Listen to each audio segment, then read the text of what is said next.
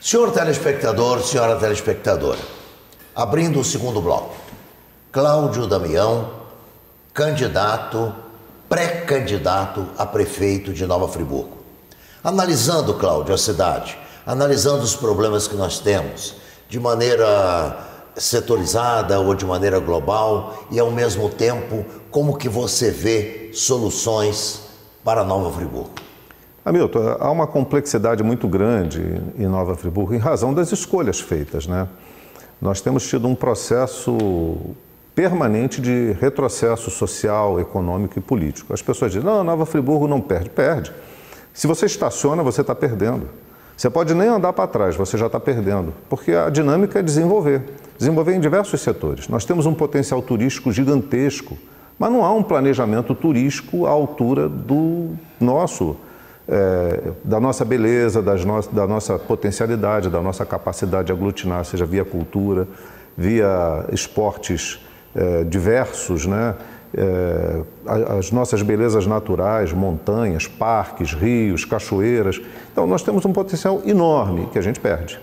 Nós perdemos. Nós não vamos mais sonhar, e não adianta querer sonhar, com grandes indústrias. Outro dia uma pessoa falou, não, nós temos que trazer novas indústrias, grandes indústrias para Friburgo. O perfil hoje não é mais esse, de grandes indústrias. Nós perdemos as grandes indústrias. A dinâmica da economia ela vai mudando. Agora, um potencial que nós temos e que nós usamos muito mal e muito pouco, na minha opinião, é o turismo. Ele gera emprego, gera renda, não polui, ele agrega valores substanciais. Você pode formar profissionais da área de turismo em diversos segmentos, né? Então, assim, tem uma capacidade, um potencial gigante. Todo local que opera e trabalha o turismo, ele gera um desenvolvimento, um crescimento, um IDH melhor para a sua população. E aí você agrega isso à cultura. Nós somos uma cidade com potencial cultural enorme, grandes artistas, grandes nomes, não só no passado como no presente, né? Então, nós podíamos trabalhar melhor isso. Eu acho que a gente também não trabalha. E, de certa forma, na medida em que você vai consorciando esse debate em torno da cultura, do esporte, do turismo, você dá uma visibilidade ao município de Nova Friburgo. Nós não podemos esquecer que nós não estamos tão distantes assim do Rio. Sim. Né? Nós estamos muito próximos do Rio.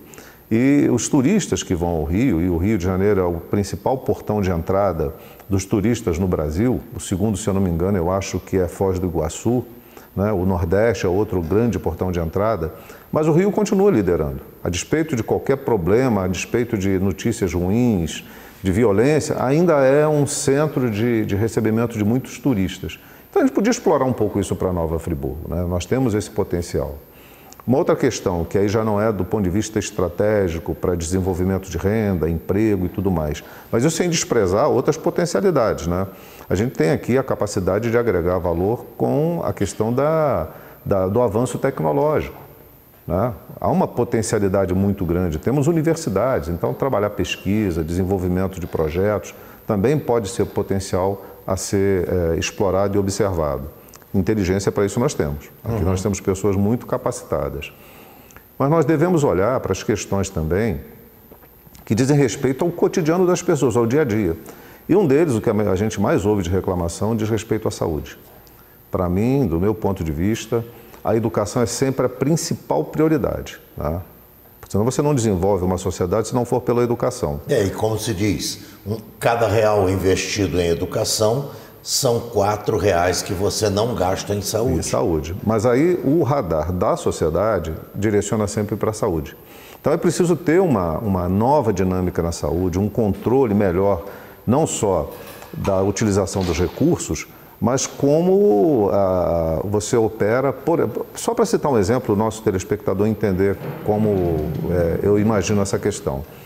Nós não temos um controle eficiente de estoques. Quer dizer, toda a rede de saúde precisa estar controlada por computador. Então, se você gastou lá 20 milhões, porque a gente cansa de ver editais aí de ordem de 10 milhões, 15 milhões, 20 milhões de compra de insumos, de medicamentos. Mas você não tem um controle eficiente, então pode estragar, pode ser comprado em quantidade indevida para um determinado setor e não para outro. Você não sabe como a distribuição está sendo feita, se está sobrando, se está faltando. Esse controle ineficiente, ele tem um dano lá na ponta. As reclamações permanentemente batem para a gente, chega para a gente, mesmo eu estando fora da Câmara, de que tem paciente internado tendo que pedir à família para comprar o remédio. Isso é uma aberração. O sistema público de saúde, ele garante que o município vai arcar com todo esse custo, com toda essa despesa. Outra coisa, às vezes, é fralda. Outro dia tinha reclamação de que não tinha papel higiênico. Então, há um descontrole no acompanhamento dos estoques, na manutenção dos estoques, na reposição dos estoques. Então, há uma ineficiência. Eu só não sei se é uma ineficiência provocada ou se é por pura incompetência. Aí é uma questão que a gente vai ter que fazer uma análise a respeito. Uma outra questão é a permanente manutenção dos equipamentos médicos. Há uma deficiência nesse processo, o que gera muitas vezes corrupção. E aí eu posso falar aqui com toda a tranquilidade, porque eu investiguei 2 casos gravíssimos, quando foi a tragédia e depois na CPI da saúde, em que havia aí todo o indício de desvio de recursos na manutenção de equipamentos médicos, né? Assim como tivemos denúncia agora recente de superfaturamento na compra de medicamentos. Então eu fico imaginando assim, a gente tem que ter um controle mais eficiente. A rede de saúde precisa ser como se fosse num consultório. O médico não tem lá o registro de todos os pacientes no computador? Por que na rede pública não pode ter? Ou é porque não tem interesse em instalar um sistema em rede, em que você tem um controle geral, ou é por incompetência, e mais uma vez eu volto a dizer, a gente tem que corrigir isso. Toda a ciência, a tecnologia hoje permite que você estruture toda uma rede de saúde via computador. Então, se o paciente for no atendimento em Olaria, ele vai ser atendido, mas se ele for ao hospital ou numa outra unidade, o médico vai entrar no sistema e vai ver quem é o paciente, qual é o prontuário dele, quais são as principais reclamações, qual o exame que foi feito. E às vezes as pessoas perguntam, mas isso não é muito complicado? Não. Eu vejo, por exemplo, andando pelo Brasil, eu chego a um hotel, aí a pessoa disse assim, por favor, o seu CPF. Exatamente. Ele tecla o CPF, você ficou na nossa rede em tal lugar, tal lugar, tal lugar. Eu só preciso do CEP. Eu só preciso saber, você está morando no mesmo lugar? Porque no momento em que ele corrige o meu cadastro ali, ele corrige para o país inteiro. Eu posso sair do Ceará, ir a Bagé, no Rio Grande do Sul, se eu ficar na mesma rede, está lá. Exatamente. Isso então, não quer dizer, é como difícil. se a ficha do paciente estivesse em todos os consultórios médicos. Nós oferecemos ano passado, quando o Friburgo estava para completar 200 anos, nós constituímos um grupo chamado Nova Friburgo 200 anos para quem? Tinha uma interrogação no final. Para quem seria aqueles 200 anos? Do nosso ponto de vista, deveria ser os 200 anos para a população de Nova Friburgo. Então nós reunimos um grupo que fazia uma contestação à falta de uma política pública para a população de Friburgo, à falta de um projeto político para Nova Friburgo, e elaboramos uma proposta para a saúde.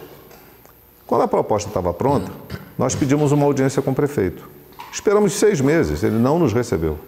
Fizemos protocolado, não foi assim feito de boca, nem ligado para o gabinete. Fomos lá e protocolamos uma solicitação de audiência para entregar uma proposta de melhoria no quadro da saúde, né, através de estudos e baseados na política do SUS, que pudesse ajudar a orientar. Não era uma imposição, eram sugestões. O prefeito não nos recebeu.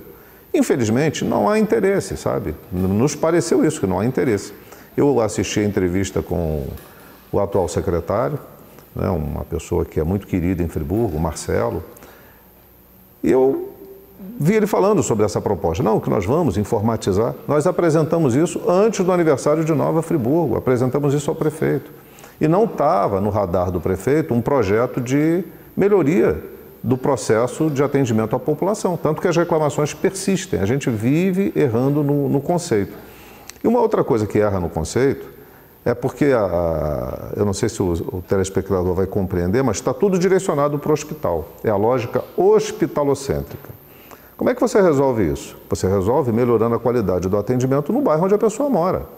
Se você tem uma qualidade e uma eficiência no atendimento nas localidades onde mora o cidadão, o diabetes passa a ter controle, a pressão alta passa a ter controle, os problemas de artrite, de úlcera, varicose venosa, você cuida disso tudo no bairro e outros tantos problemas. Agora, o que vai para o hospital é um problema grave. Eu tenho ouvido falar sobre a questão de uma outra UPA ou coisa parecida, né?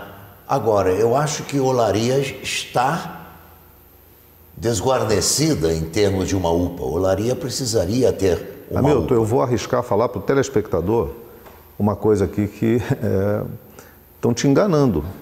UPA em Olaria é mentira. Estou falando aqui com todas as letras. O UPA em Olaria é mentira. Já prometeram UPA em São Geraldo, prometeram UPA em Olaria. Não vão fazer. Sabe por que não vão fazer?